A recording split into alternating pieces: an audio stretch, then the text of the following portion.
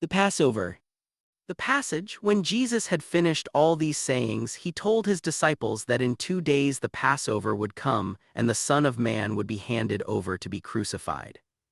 At the same time, the chief priests, scribes, and elders gathered at the palace of the high priest Caiaphas and plotted to seize Jesus by trickery and kill him, but agreed not to do it during the feast for fear the people would riot. The first 2 verses come from Matthew. The report of the priests' plotting is found in all 3 of the first evangelists.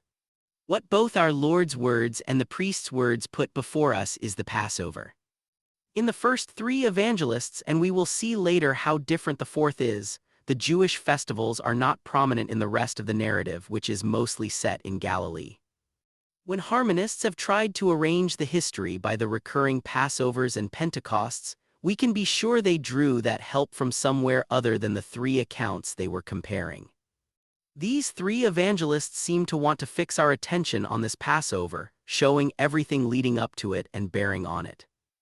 Jesus enters Jerusalem shortly before it. The Jewish rulers are certain that his aim is to present himself at that time before the crowds gathered from all over the empire as the son of David, their rightful king. Some decisive blow must be struck before then, or it may be too late. Yet no time is more dangerous since it is a sacred one. The man who entered Jerusalem to strewn palm branches is loved by the people and has devoted followers, so he must be taken by trickery or there will be a riot. These are the plain, natural thoughts recorded of the rulers of the Sanhedrin, and the evangelists mean us to notice how all this plotting pointed to the connection between the Passover, the beginning of Israel's deliverance and of its commonwealth, and the kingdom that had been declared to be at hand. The betrayal. The passage, one of the 12 called Judas Iscariot, went to the chief priests and asked what they would give him to hand Jesus over.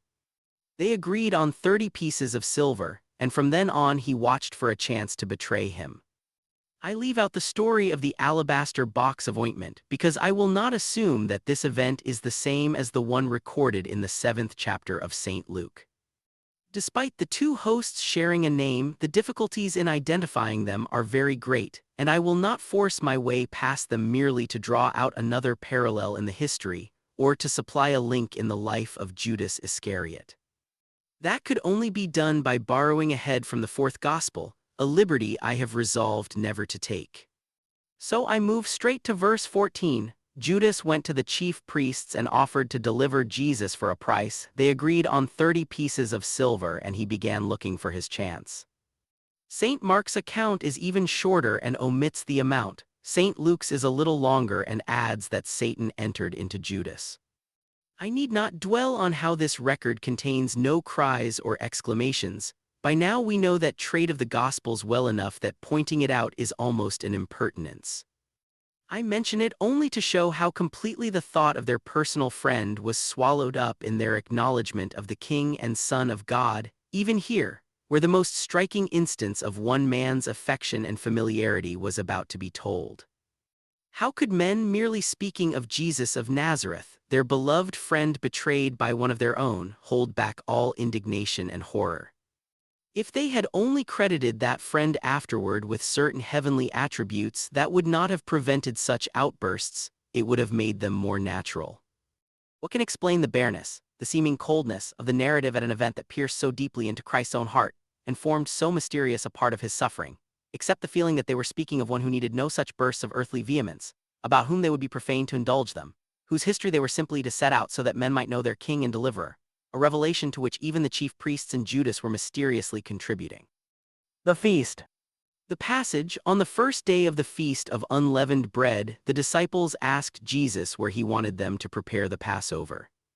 He told them to go into the city to a certain man and say the master would keep the Passover at his house with his disciples. They did so and prepared it. That evening he sat down with the 12, and as they ate he said one of them would betray him. Grieved, each asked, "Lord, is it I?" He said the one who dipped his hand with him in the dish would betray him. The Son of Man goes as it is written of him, but woe to the man who betrays him, better for that man never to have been born. Then Judas the betrayer asked, "Master, is it I?" And Jesus answered, "Thou hast said." When we think of the Passover as a great national festival binding all Israelites together, we easily forget how much it was also a family occasion. Anyone reading the words of its first institution carefully sees that the command for each man to take a lamb from his father's house belongs to the very heart of it, and that this blending of the domestic with the national runs through the whole life and history of the chosen people. Every great painter who has attempted the Last Supper leaves the spectator with the impression of a family gathered, with one at its head who holds all its members together and one dark figure among them who has broken free of him and is destroying its unity. This impression comes from the evangelists.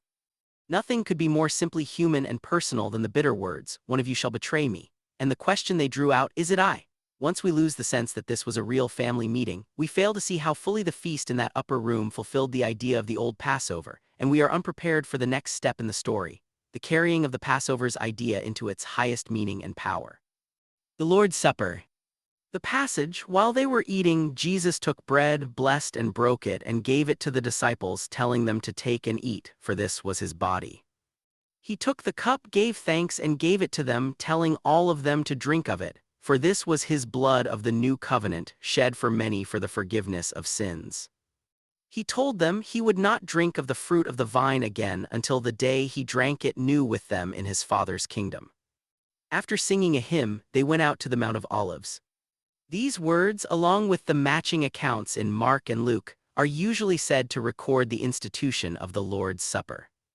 The narrative is closely bound up with the history of the Passover meal. The bread and wine were those of that feast.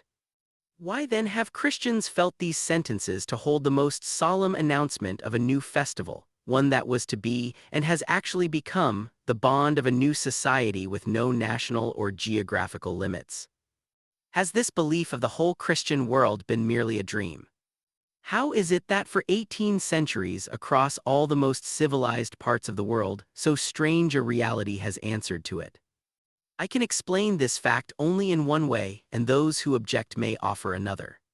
Suppose that beneath the Jewish kingdom there really lay another, deeper kingdom, that its national sacraments held the idea of some more real sacrament grounded on an actual relationship between the Son of God and human beings, and that this relationship is of the most intimate kind language can express, implying the closest communion of inward life and love. Then such language as our Lord uses, however profound, would be exactly what we should expect. The link between the new institution and the old would follow from the nature of both, the one succeeding the other as soon as the shell could no longer hold the bird within it. Suppose our Lord's kingdom to be truly a family kingdom, resting on real union to a divine father and a divine brother, then the domestic element would matter even more to the new sacrament than to the old.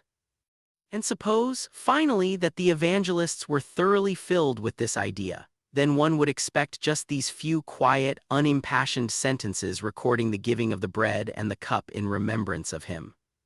But this is exactly what all the earlier records of these three evangelists have been saying. They have set forth a divine kingdom established in a Son of God. So the institution of the Lord's Supper agrees perfectly with every step we have already taken, and prepares for all that is to come.